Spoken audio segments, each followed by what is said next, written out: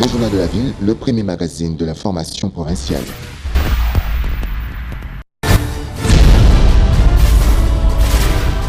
Tout de suite, le journal.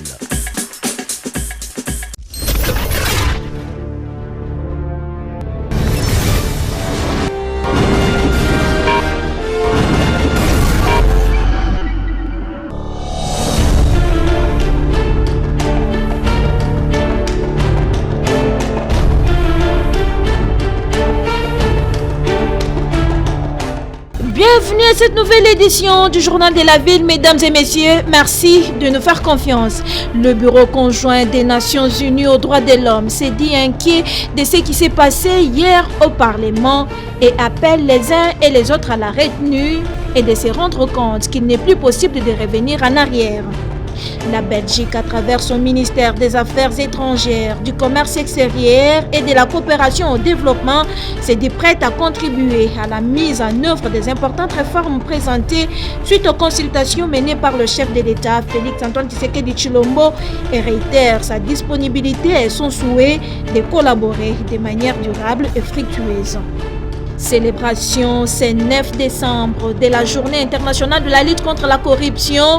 Rétablir avec intégrité, adapter la lutte contre la corruption à la nouvelle normalité, c'est le thème retenu pour cette année. C'est tout pour les sommaires. Mesdames et messieurs, encore une fois, bienvenue dans ce journal.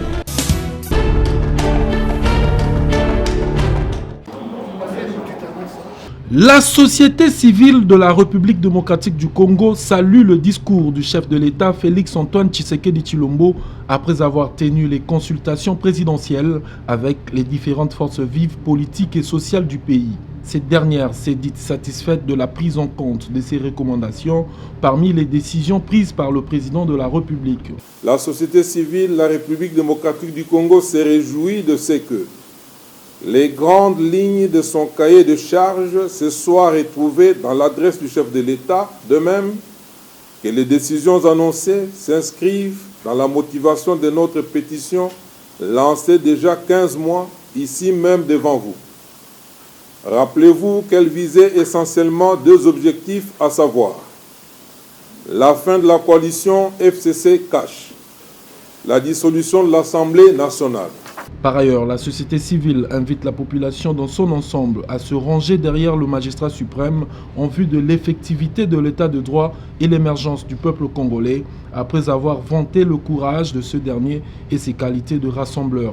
Nous terminons notre propos par des félicitations soutenues au président de la République pour son courage politique dans un environnement hostile.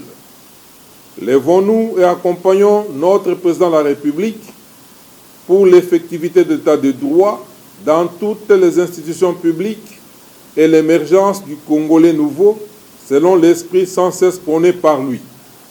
Que vive la République démocratique du Congo. Notons qu'à l'issue de ce point de presse où cette structure a fait savoir sa position au regard des enjeux de l'heure, plusieurs sujets d'actualité ont été abordés, dont la crise au sein de l'Assemblée nationale, la nomination d'un informateur, la fin de la coalition FCC-CACH et la démission de l'actuel Premier ministre.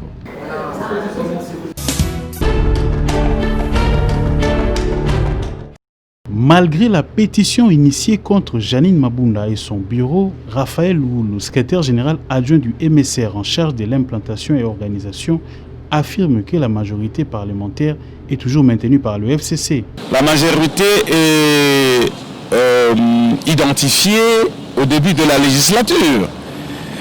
Beaucoup de gens croient peut-être que parce qu'il y a eu pétition qui a recueilli plus de 250 signatures et qu'à partir de là, la majorité parlementaire a basculé. Non, la majorité parlementaire est toujours du côté du FCC. Ce qui est arrivé, c'est un fait ponctuel dans le fonctionnement de l'Assemblée nationale ou d'une chambre du Parlement. Et pour nous, nous disons que les us et coutumes parlementaires sont à respecter, doivent aller jusqu'au bout. Il faut qu'on aille jusqu'au bout de la pétition. C'est à l'issue du vote qu'on pourra dire tiens, la pétition est passée ou non. Concernant l'examen de la dite pétition, Le cadre de ces partis espère que les députés nationaux vont jouer leur rôle, pas au prix de quelques billets des banques. Enfin, Raphaël Loul confirme que son parti politique n'a pas quitté le navire FCC.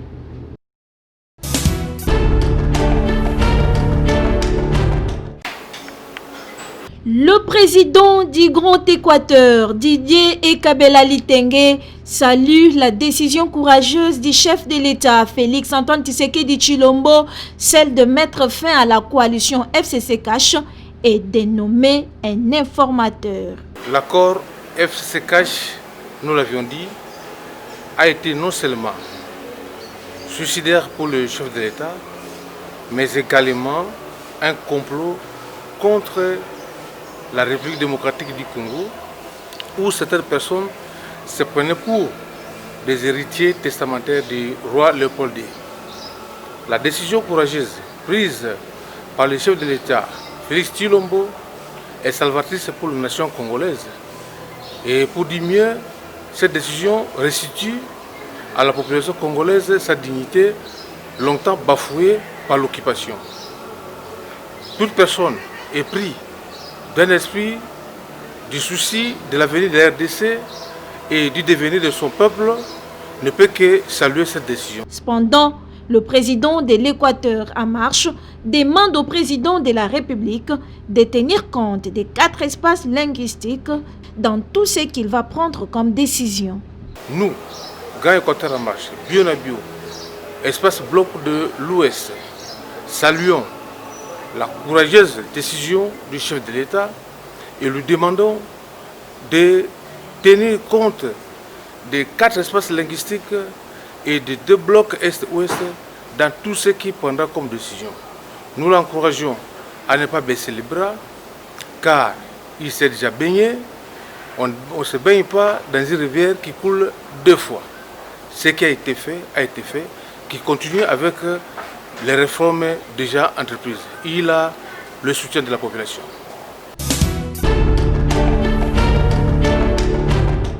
Au nombre de mesures prises pour marquer positivement son empreinte à la tête du ministère de la Santé, le docteur Etienne Longondo met un accent particulier sur l'assainissement de la ressource humaine afin de maîtriser les effectifs pour une meilleure prise en charge. C'est dans cette logique que le docteur Etienne a présidé une réunion ce mercredi 9 décembre en son cabinet de travail avec l'inspecteur général de la santé, les différentes corporations et syndicats de professionnels de santé. Au cœur des échanges, la présentation de la situation des agents localisés après le contrôle de l'IGS dans la ville-province de Kinshasa. Dans son speech, l'inspecteur général à la santé, Louis-André Komba Djeko, a expliqué sans détour au patron de la santé des Congolais les contenus du tableau comparatif d'assainissement du fichier paye du 2e trimestre 2019 de la prime des risques du personnel administratif, des chirurgiens, dentistes, pharmaciens, pro-santé, LD et maîtrise. Ces tableaux révèlent un total de 5030 fictifs avec une enveloppe de 938 307 243 francs congolais que le gouvernement de la République perd chaque mois en payant ces derniers. Après le contrôle de l'inspection, il n'y a pas eu seulement des problèmes au niveau des médecins, mais les autres catégories professionnelles aussi, il y a eu des problèmes. On a trouvé des personnes qui continuent à être payées sans être déclarées dans un service. Et il fallait faire le point avec le ministre et les différents syndicats. Nous avons trouvé un compromis de travail. Nous allons remettre toutes les listes aux différents syndicats et aux différentes corporations pour qu'ils puissent identifier les membres qui les reconnaissent comme professionnels de santé. Et c'est sur base de cela qu'on va maintenant remonter pour voir est-ce que ces gens qui sont reconnus comme professionnels, ils travaillent dans quel service, est-ce que ces services-là les reconnaissent réellement comme agents de leur structure. Face à cette situation, le ministre de la Santé, ensemble avec ses interlocuteurs, ont décidé d'initier les travaux de contrôle physique qui consisteront à identifier physiquement si ces personnes existent ou pas, faute de quoi cette enveloppe salariale sera accordée aux médecins non primés.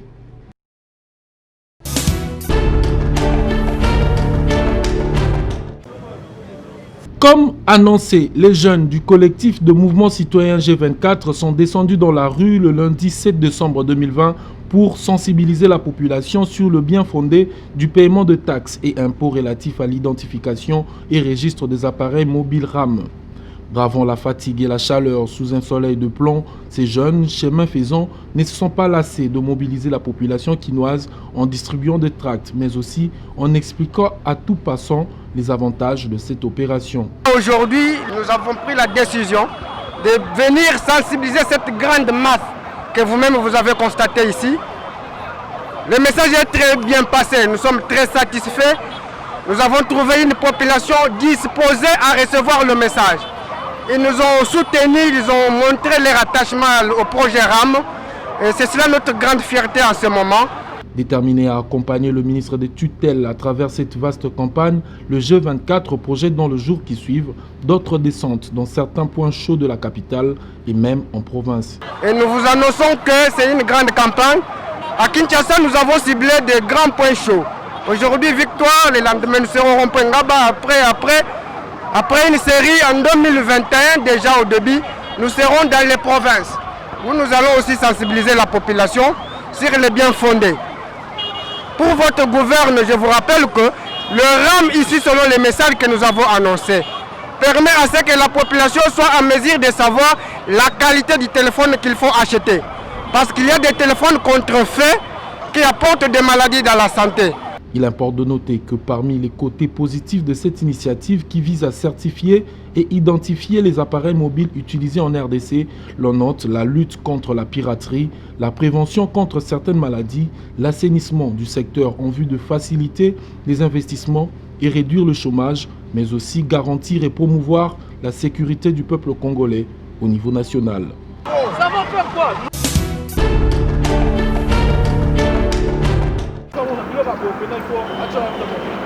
Il n'y a pas de saut métier, dit-on, il n'y a que de sauter gens. Nous sommes sur le boulevard du 30 juin, précisément devant les immeubles qui abritent la Caisse nationale de solidarité sociale, ex-INSS, et l'administration du ministère du Travail. Ici, tel qu'on peut s'en apercevoir à travers ces images, s'y trouve une brave et courageuse dame qui a opté comme métier de cirer les chaussures.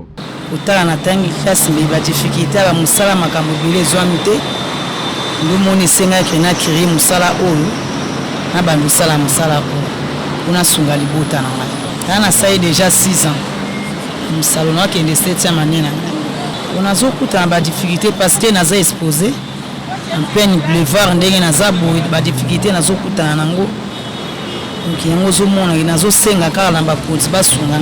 Au moment où certaines femmes, surtout les jeunes filles, n'attendent que tous des hommes et se livrent à l'oisiveté, ces dernières envisagent étendre cette activité à d'autres et lancent un appel aux autorités du pays, particulièrement la distinguée première dame. On a mère de 6 enfants, maman bana, naza femme mariée, nazo senga na bandeko basi balongola soli musala soni ezate. Normalement musala sirage eza musala ya biso ba mama eza ya mibali te. Batala nga naza en face ya INSS awa baluka nga tosala bango musala ekozala malamu. Balongola soni batika bisenga singa bage yo détruire lelo soki azui malade ya perdre vie na eza na tina mote baluka nga tosala bango musala ekozala malamu. Bona sengi na mama Denise mama bana akanisanga tala naza ana plein na boulevard awa en face ya INSS ba soutenir ngai ba sunganga ba salela nga mo activité moko ya bien pour na sala musana nga malamu ekende liboso pour na mboka na biso.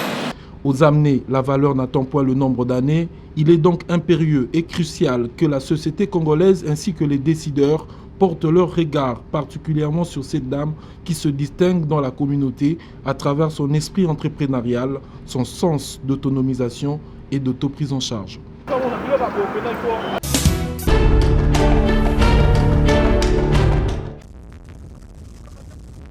Cela n'est pas un mythe, mais l'histoire s'est vraisemblablement déroulée un croco à Luozi, tel que narré par l'écrivain congolais Zamenga Batukezanga, est bel et bien une réalité qu'a vécu les visiteurs et habitants de cette partie de la République. À titre de rappel, l'histoire relate les apparitions multiples d'un crocodile dans les territoires de Luozi, au Congo central, lequel mammifère causait dans cette contrée frayeur, désolation morts d'hommes et pertes en vies humaines. Le territoire de Luozi était buté devant un problème grave. La population était toujours attrapée par des crocodiles au niveau du fleuve, le fleuve Congo. Si je ne m'abuse pas, depuis 2004 jusqu'à aujourd'hui, en tout cas, il n'y a plus de perte de vies humaines dans le fleuve Congo par rapport aux crocodiles. Et pour ce faire, il fallait donc attendre l'intervention de la notabilité de ce coin à travers notamment certains rituels, une intervention qui est passée également par la pratique de l'agriculture, comme le témoigne le responsable du département des œuvres médicales du territoire de Luozi. Après un laps de temps, les analystes, ils ont beaucoup analysé, plus précisément des notables.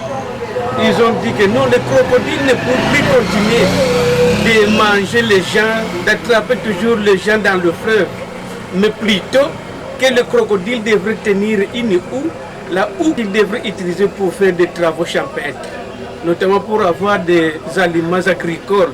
C'est pourquoi il y a présence du crocodile à Luozi. Ça n'attrape plus de vies humaines, mais au plutôt, tout le monde sont orientés de faire l'agriculture pour avoir des aliments à manger. Notez qu'en vue d'immortaliser et de pérenniser cette histoire, un monument en forme de crocodile a été érigé en 2004 au rond-point Ngandou afin d'attirer l'attention des visiteurs étrangers et des touristes.